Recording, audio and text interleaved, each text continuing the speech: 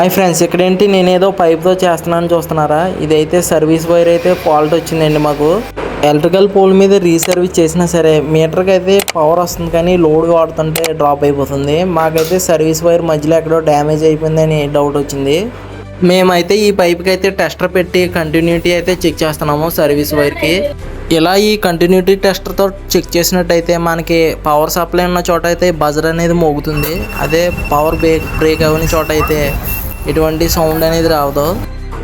సర్వీస్లో ఒక చోట అయితే వైర్ అనేది సాగిపోయింది.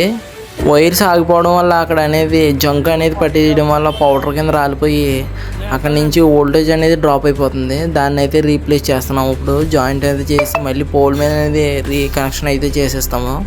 ఫైనల్గా వర్క్ అయితే అయిపోయింది. ఇక్కడ పవర్ సప్లై అయితే వస్తుంది మీటర్కి. మరిన్ని JLM ఎలక్ట్రికల్ వీడియోస్కి ఛానల్ అయితే సబ్స్క్రైబ్ అయితే చేసుకోండి.